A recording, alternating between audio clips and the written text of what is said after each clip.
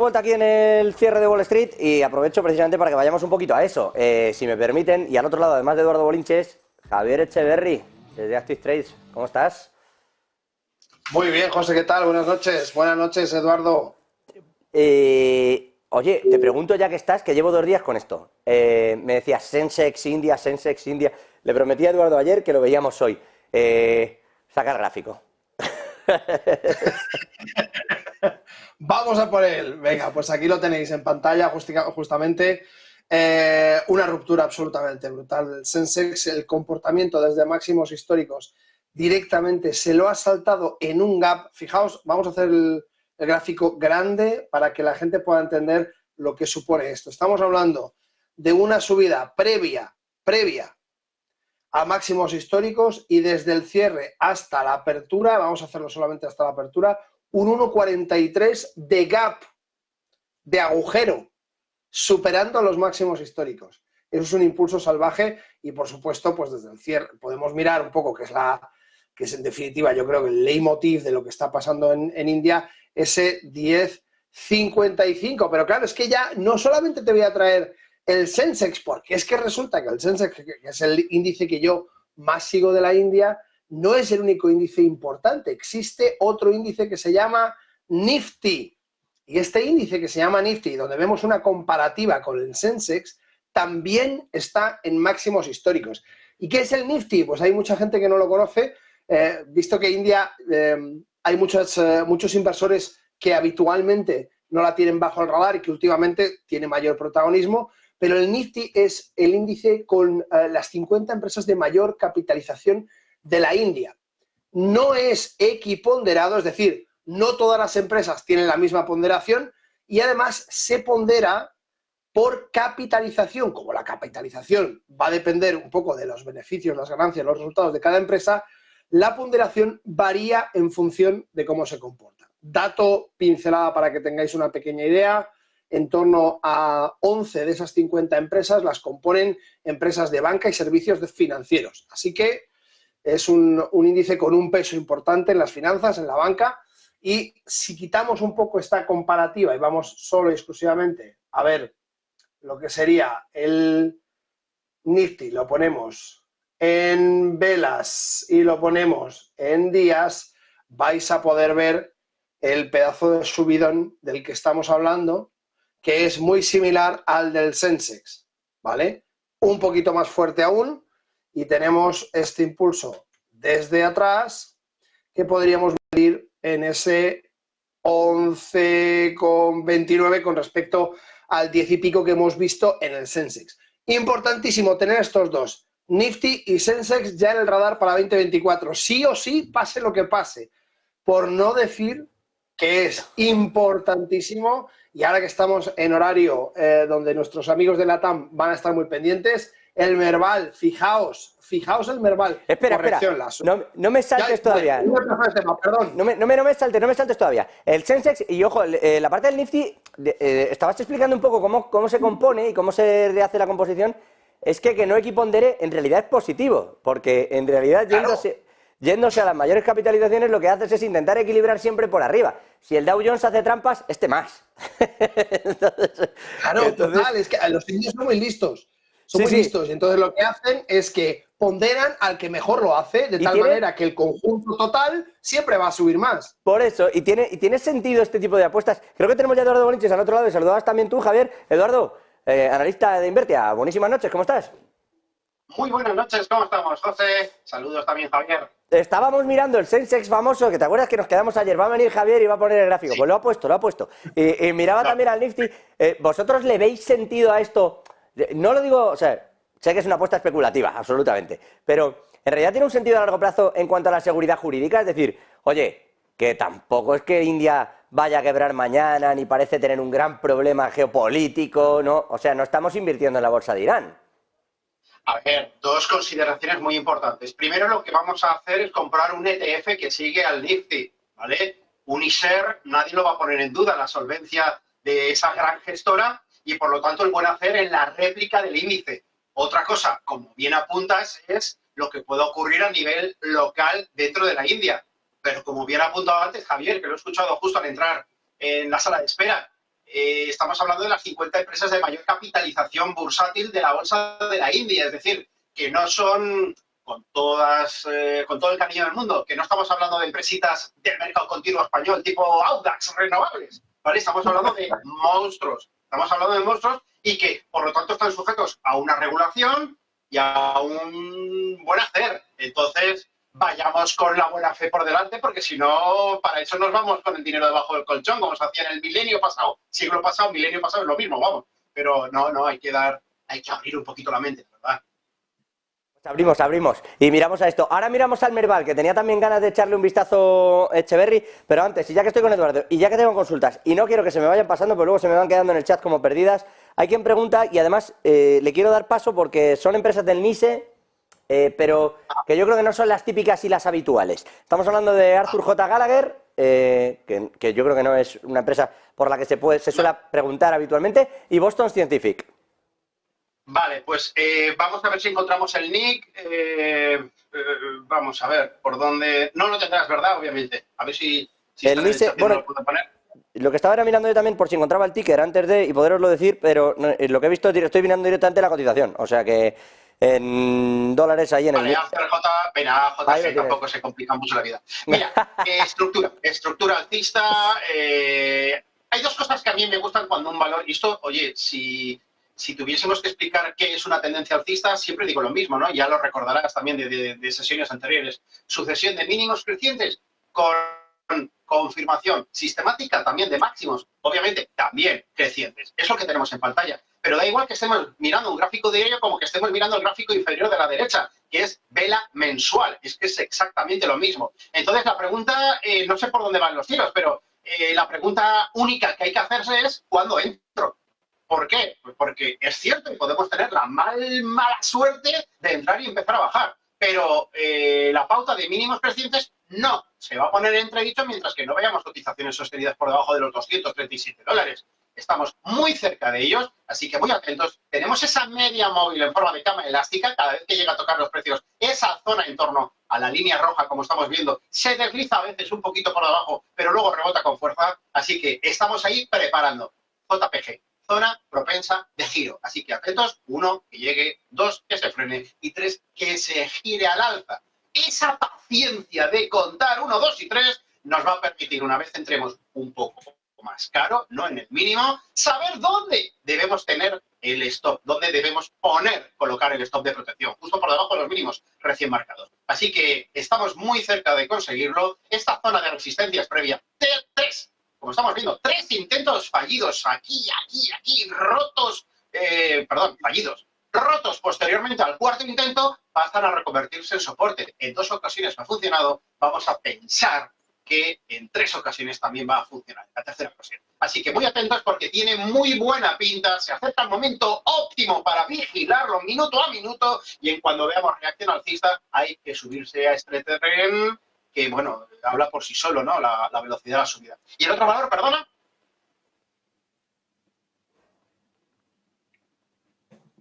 Hoy venimos con valores raros. Veo a Javier también mirando, echando un vistazo. Hoy venimos de valores raros. Ahora miramos al Merval y ahora os pregunto por otras cuestiones porque se está poniendo caliente, pero es que si no se me van yendo las consultas y de pronto se me olvidan. Vale, voy a ponerme... Vale, pero ¿cuál era el otro valor? Porque me habías comentado 2 y no lo recuerdo en absoluto. Tengo memoria de fe últimamente. Arthur J. Gallagher, que es el que hemos visto, y Boston Scientific. Boston Scientific, sí, que está también en el NISE. Vale, sí, perfecto.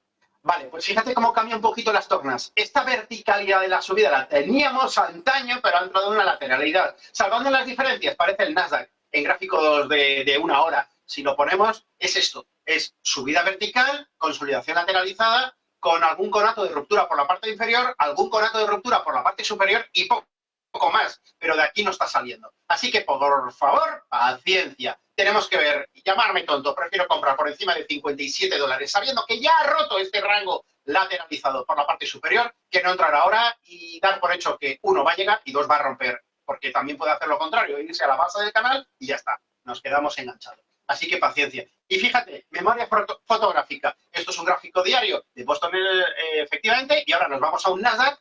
Tenemos la picardía de ponerlo, en vez de un gráfico diario, en gráfico de 1 hora, y vamos a ver el mismo gráfico que antes, ni más ni menos. Ahí lo tienes. Verticalidad, lateralidad, con lo cual matamos dos pájaros de un tiro. Mismo comentario. A esperar que rompa un 16.165 por la parte superior del Nasdaq 100 o el riesgo de asumir que si entramos antes nos veamos en los 15.750. Así que o compramos una vez roto por arriba o compramos muy, muy, muy cerca del soporte con ese truco del 1, 2, 3, uno que llegue, dos que se frene y tres que se gire, sabiendo que tendremos entonces muy poco que perder. Así que lateralizado y encima casi en mitad del rango, no hacemos nada.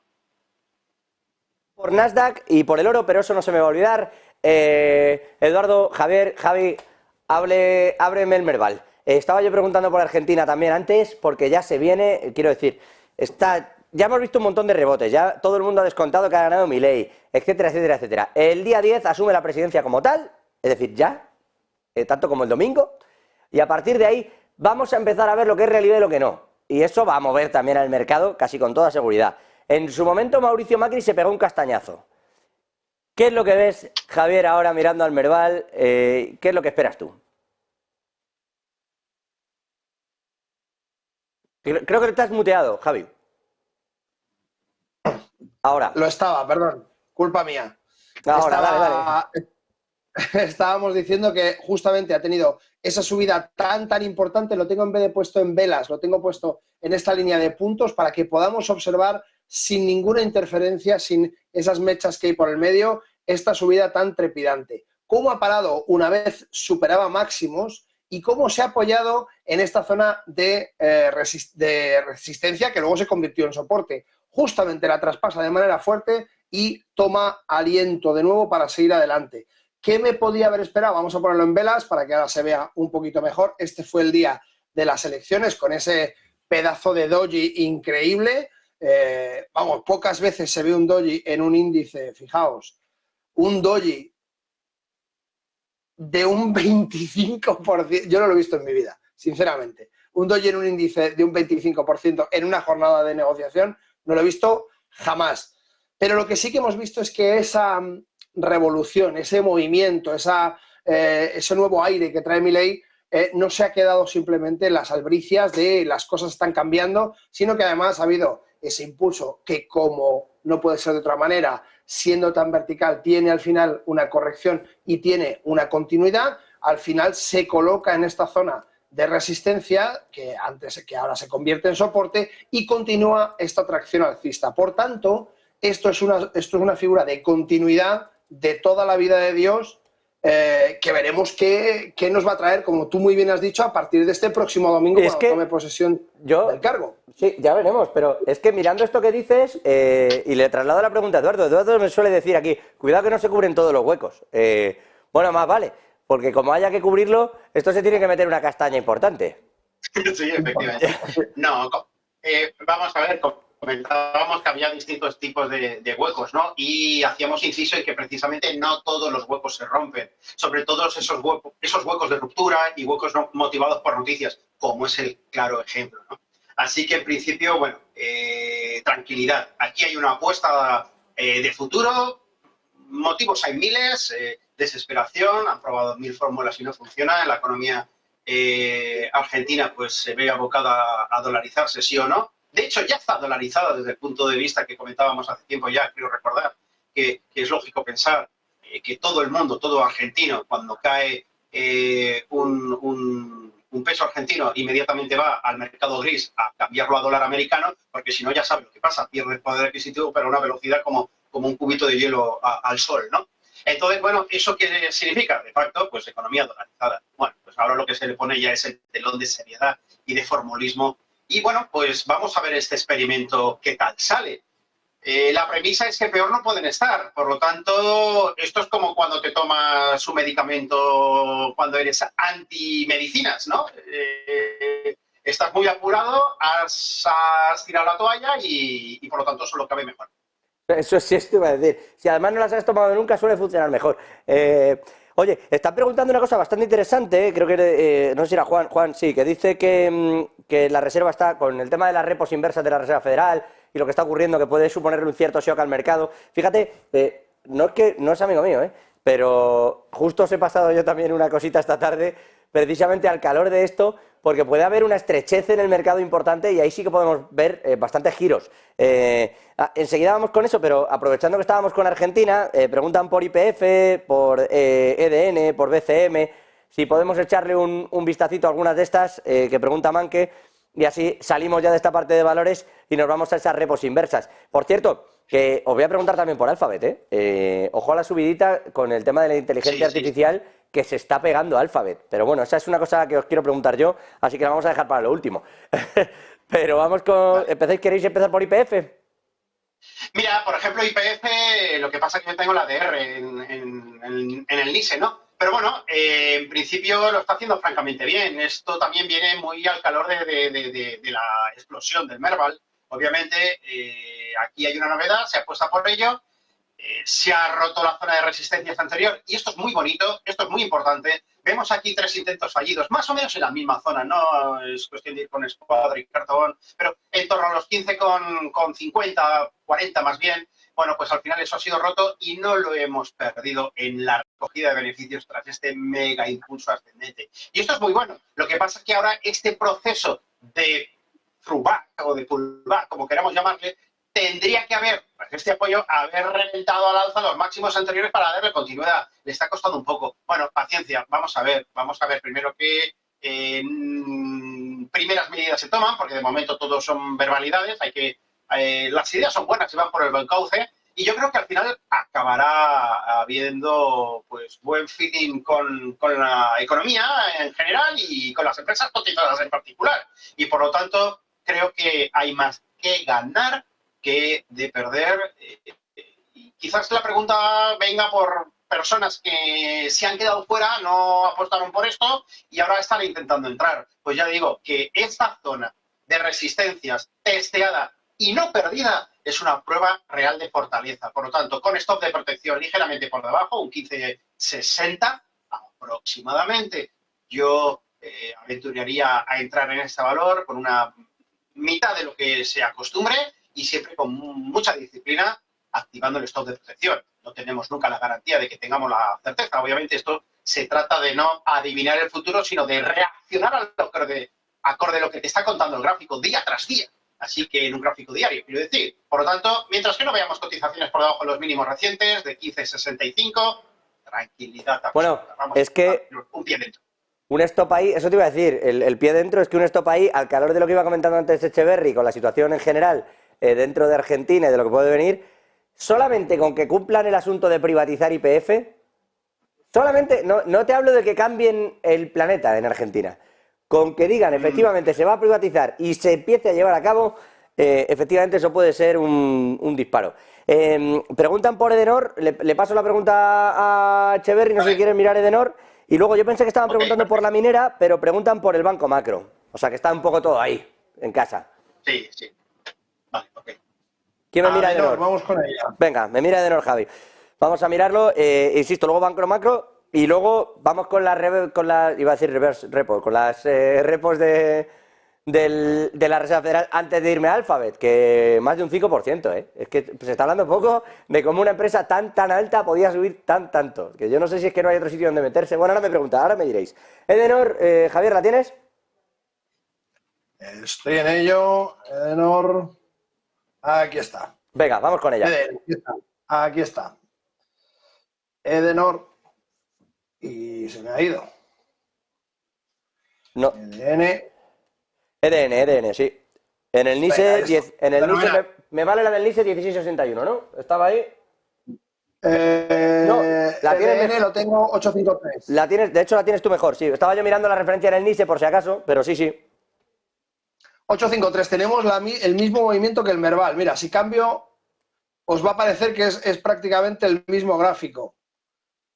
Y es que el impulso que ha tenido el Merval ha sido tan potente que evidentemente habrá arrastrado a gran parte de esas compañías que forman parte del Merval y que evidentemente esperan un poco ese cambio, ¿no? Aquí vemos exactamente el mismo movimiento, ese impulso gap alcista brutal, rompe máximos, apoya en ese throwback de nuevo y continúa al alza. La única diferencia con el Merval, ¿cuál es? Pues que el apoyo que tiene no está tan evolucionado como el Merval, que sí que vemos que ha cumplido ya la figura completa de sobrepasar, es decir, de marcar esa ruptura, apoyo y sobrepasar los máximos anteriores. Javier, mírame la del NISE, que está diciendo el espectador man que justo la tiene en el NISE con ese 1681 que miraba yo también, por si la puedes mirar ahí, aunque no te he querido cortar, porque claro, con el análisis, yo la verdad es que no sé los demás, pero voy aprendiendo, cada vez que empezáis a tirarme aquí las líneas, entonces ya aprovechaba. Pero mírame a ver, por favor, en el NISE con ese 1681. Pues la tenemos en pantalla. Ahí está, efectivamente. Buena subida también, efectivamente, siguiendo todo lo que había del Merval. Claro que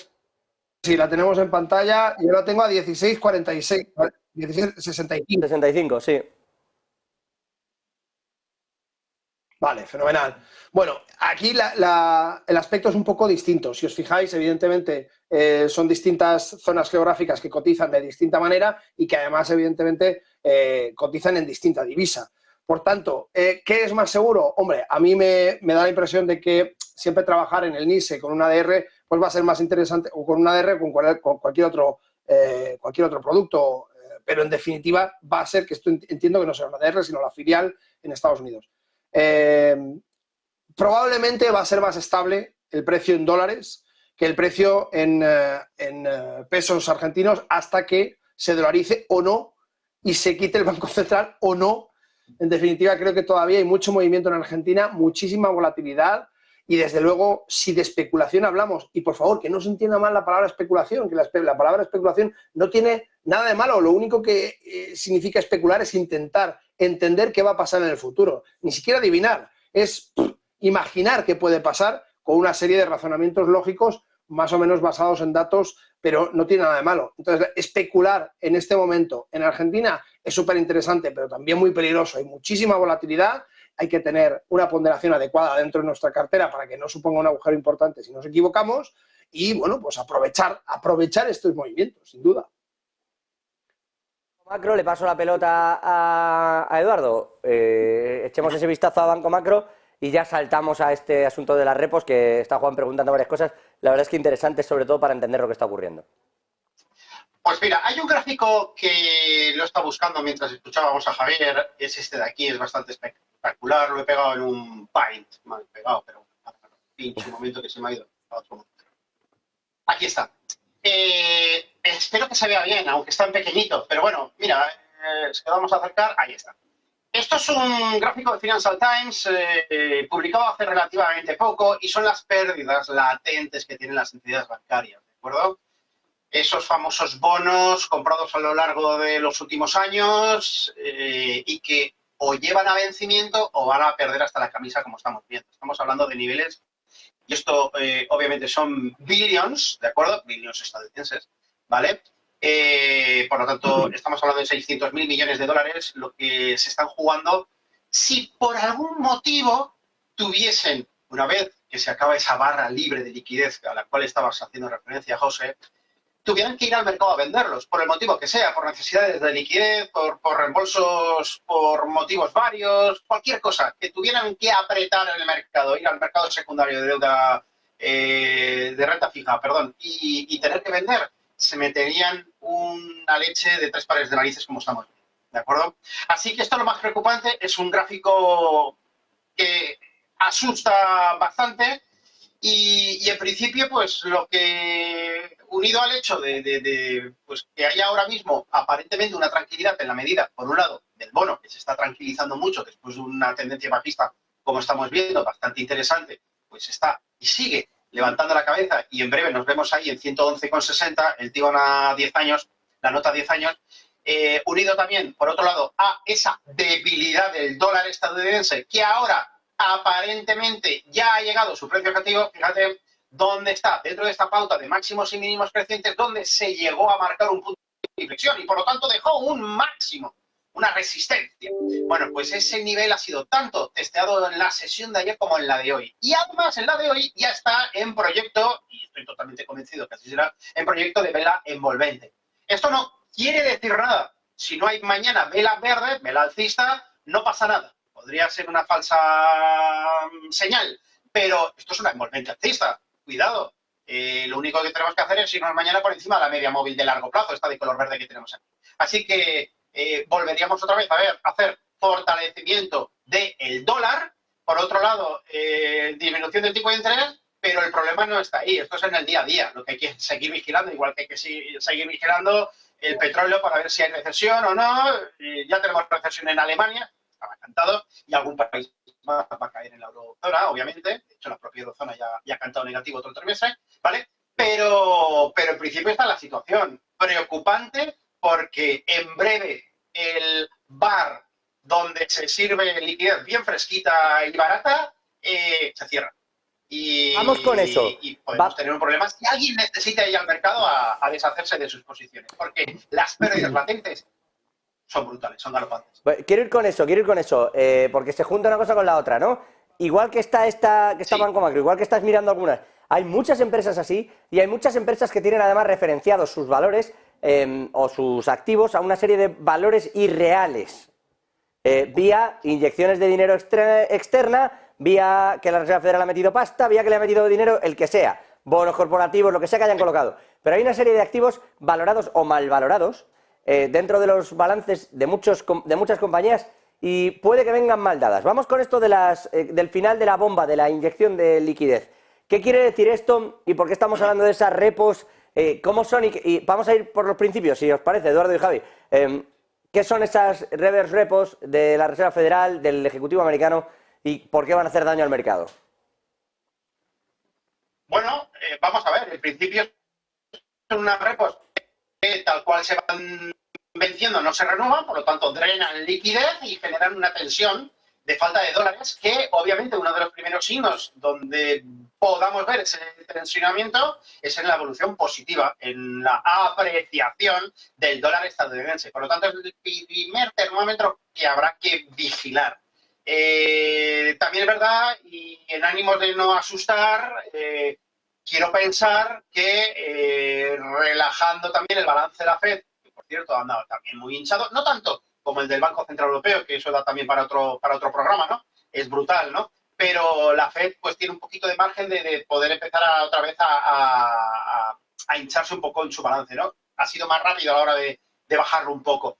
Pero en principio la parte tranquilizadora está en lo que acabo de decir y en la supuesta posibilidad, y que no pondría ningún impedimento, llegado el caso de ver serias tensiones como las que hemos vivido pues en momentos no tan lejanos de falta de liquidez con bancos. En Estados Unidos los bancos son muy pequeños.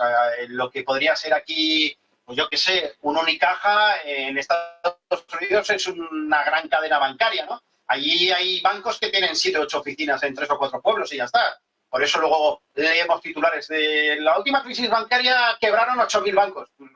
Sí, 8.000 bancos a lo mejor son 30.000 oficinas, ¿no? No, entonces, sí, bueno, yo no digo eso, ¿eh? Ese pequeño detalle, ¿no? Aquí lo que pasa es que no decimos 8.000 bancos, aquí decimos cuidado con Silicon Valley Bank, que tienen todas las tecnológicas, la pasta allí metida y no se lo asegura nadie.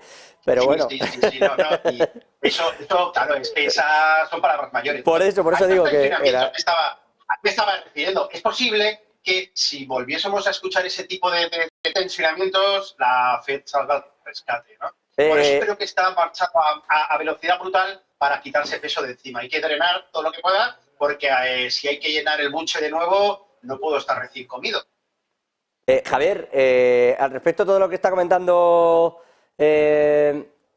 Eduardo, con ese fin de la era de la liquidez, esas repos, esa recompra de los activos ha sido algo importantísimo todo este tiempo para que la gente, bueno, para que no se dispararan los intereses, para poder colocarlo todo a un precio óptimo y sobre todo para que, uno, no se te disparan, pero dos, tú sí haces juegos con tus derivados y ese capital. Es decir, aprovechas que esto se va a colocar seguro, me lo van a comprar seguro y tiene poco interés para decir, pues ahora un trocito para este y otro trocito para este otro y lo coloco mucho más caro. Además de que se acabe la era de la liquidez, ¿va a ser un problema la valoración de los derivados cuando descubramos los balances, Javier? No sé si va a ser un problema, pero lo que sí tenemos claro es que no vamos a tener las mismas condiciones que tenemos ahora. Es decir, esa bomba de liquidez que se entendía en los repos durante todo este tiempo y que ha mitigado un poco todo ese déficit del Tesoro de Estados Unidos, ya no va a estar. Cuando llegue a cero, están muy cerquita de cero, ¿qué es lo que va a pasar?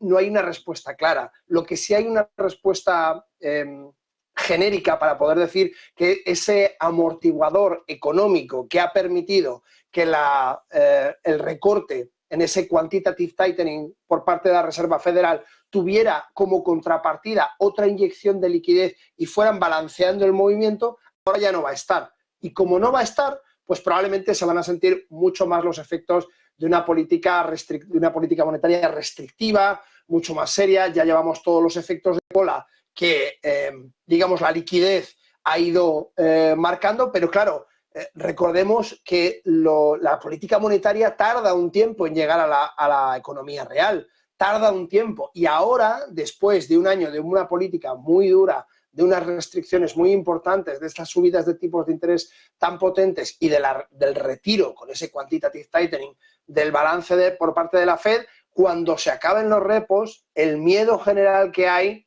los repos inversos, el miedo general que hay es que no se pueda balancear tan bien. ¿Esto significa que vamos a entrar en una recesión sí o sí? No necesariamente, pero significa que la muleta de utilizar ese balanceador de liquidez ya no va a estar. Y cuando no esté, probablemente muchas de esas empresas a las que te referías en el comentario anterior se las van a ver muy difíciles para poder financiarse de nuevo, porque la financiación ha subido muchísimo, porque la tasa de mora en los bancos empieza a subir mucho y eso hace que sean aún más restrictivos, no solamente vía tipos de interés, sino también vía política de concesión de préstamos en cuanto a garantías y demás. Y por tanto, ya va a haber una situación bastante más tensa.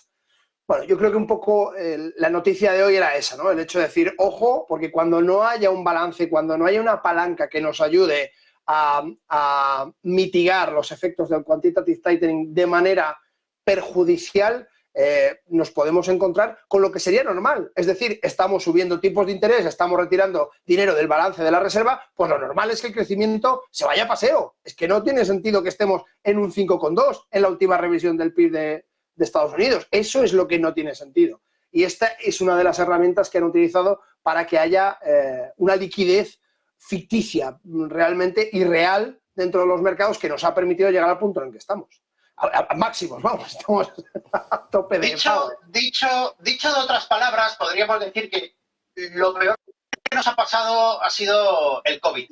El balance de la Fed, este es el último, tenemos a la Fed de San Luis que tiene las informaciones bastante actualizadas. Fijaos cómo en el año 2020, febrero, pues bueno, ahí aparece una explosión en el balance de la Fed de manera brutal, que ha tenido su continuidad y su punto de inflexión pues hasta agosto del año pasado, 2022, y ahora pues está yendo a una velocidad bastante decente, bastante rápida, pero claro, fíjate todo lo que tiene que purgar. Cuando antes del COVID, o de la COVID, mejor dicho, ya estaba en un proceso de lateralización y había iniciado, con el fin de no hacer daño, una lenta pero progresiva disminución del balance. Bueno, vino ese gran cisne negro, no descontado por nadie, y bueno, pues esto ha sido espectacular, ¿no? Pero es que además, si lo comparamos con el balance del Banco Central Europeo, que hacía referencia anteriormente, este no está tan actualizado, viene a junio de este año, 2023, pero es que se ha quedado paralizado. Estamos ahí en los 7,7 billones y, bueno, pues todavía tienen que purgar, pero bueno, la figura es exactamente la misma. La explosión por culpa de la COVID ha sido brutal y aparentemente el trabajo de desaceleración en la purga, en el drenaje del balance del Banco Central Europeo, se ha parado. Y esto, pues bueno, nos pone un poquito en desventaja respecto a la Fed. Eso te iba a decir. De maniobra por parte de la Fed, bueno, y las cosas se ponen feas. Pero porque la Fed, como decía Javier, con bastante buen tino, es que, y al hilo de que comentábamos antes, de que decía yo de Silicon Valley Bank, es que la Fed ahí volvió a meter dinero, que no lo ha hecho Europa, y que también eso importa, ¿no? Ahí ha habido una inyección importantísima de dinero, que ahora se va. Por cierto, y al respecto de esto, acaba de decir Janet Yellen, la secretaria del Tesoro norteamericano, que está muy contenta con la solidez de todo lo que está ocurriendo y con el ritmo que lleva la Reserva Federal y su trabajo, porque hacen que el rumbo económico de Estados Unidos sea muy bueno. Hombre, me vais a perdonar, me resulta hasta obsceno el cumplido. Claro, si cuando a ti te iba a ir mal, te han hecho el trabajo. Quiero decir, se han creado un fondo de reserva específico de la nada, dotando de fondos a esa FEDIC para rescatar bancos de forma hasta ahora ilegal. Porque resulta que la propia Reserva Federal estaba haciendo mal el trabajo de supervisión. Y cuando se dijo, pues es que no están garantizadas los depósitos de todas las grandes compañías tecnológicas que estaban en Silicon Valley Bank. Les vamos a dar como mucho 250.000 dólares. Claro, te echas unas risas con eso. Tenías allí miles de millones, te ríes tú con los 250.000. Y dijeron, no, ¿cómo vamos a dejar caer a las tecnológicas? No, rescátalo. Hombre, ¿no está eso en la regulación? Pues te lo inventas. Claro que está contenta Janet Yellen. Si le han quitado un charcazo de encima espectacular, no va a estar contenta. En fin, me vais a perdonar y quiero terminar con esto ya. Hoy Alphabet, uno de los protagonistas del día, una de esas tecnológicas que no tenía todo el dinero, pero sí mucho en Silicon Valley Bank, por cierto, ya que estamos. Pero hoy está subiendo fuerte, 5,3, se sube al carro de la inteligencia artificial y el mercado piensa que lo va a hacer muy bien, porque de donde ya estaba, que no era bajo, sigue subiendo y lo hace como con bastante empuje. ¿Cómo veis vosotros, y además os voy a pedir una a cada uno, cómo valoráis este movimiento de Alphabet, de esa matriz de Google hoy?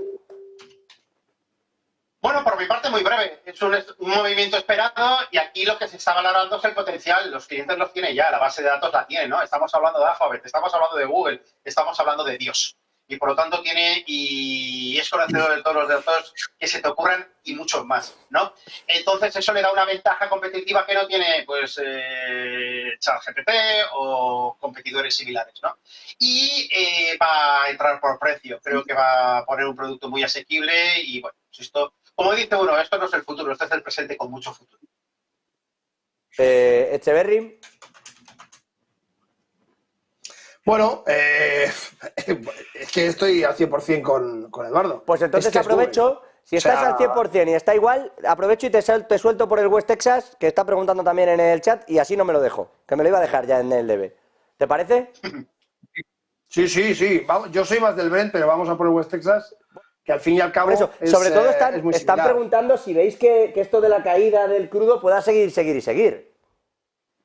¿Por qué no? Claro, es que esta es la historia. Quiero decirte, yo creo que el West Texas es de lo poquito que no tiene Estados Unidos a la cabeza. Creo que es bastante más dinámico y más determinante el Brent que el West Texas. El West Texas hace lo que hace en base a lo que hace el Brent. Básicamente porque los mayores productores juntos, Rusia, Qatar, Arabia Saudí, Emiratos Árabes Unidos en definitiva, más todo lo que hay, tienen muchísimo más petróleo del que está generando Estados Unidos con esas reservas de esquisto que está haciendo últimamente, se ha convertido en un grandísimo productor de petróleo, pero no lo era de manera original. Por tanto, el sistema funciona más de este lado y por el contrario en Estados Unidos van replicando lo que sucede en Rotterdam, en ese Brent donde se almacena el crudo. Pero en cualquier caso es interesante ver el movimiento tanto, me da lo mismo un poco el West Texas que el Brent en cuanto al gráfico, porque lo que sí que podemos ver es que se está cotizando un descenso de la demanda global. Y esto es lo que está haciendo bajar el precio. De ahí que la OPEP Plus está instando a todos los participantes a hacer más fuertes esas restricciones. Sí. Recorta. Hoy ha dicho Irak también que se sumaba a lo que venían diciendo Rusia, Arabia Saudí y compañía. Así que ya está en Irán, Irak, Arabia Saudí, Rusia. Reunión a reunión está ya todo el mundo ahí metido intentando evitar eso que nos enseñaba Javier. Javier Echeverry, Active Trades, desde Inverti, Eduardo Bolinches. Gracias. Llevad buen fin de semana, que siempre es un gustazo. Se aprende. Venga, pues nada, disfrutarlo y la próxima semana más. Y si puede, mejor. Seguro. Igualmente. Seguro, abrazos. Muchísimas gracias. Como también gracias a ellos y gracias también a todos ustedes que estáis al otro lado y que, bueno, pues nos hacéis en la vida también más llevadera aquí en Negocios Televisión. Agradecidos. Nos vemos ya la próxima semana. Llevad buen camino. Buenas noches, seguimos aquí en Negocios Televisión. Ya saben, de todas formas, al cabito, con todo lo económico, con todo lo que ocurre también en clave geopolítica y también en este punto con una de las grandes constructoras españolas, bueno, del mundo, como es ACS, de la mano de nuestro compañero Gonzalo Nieto.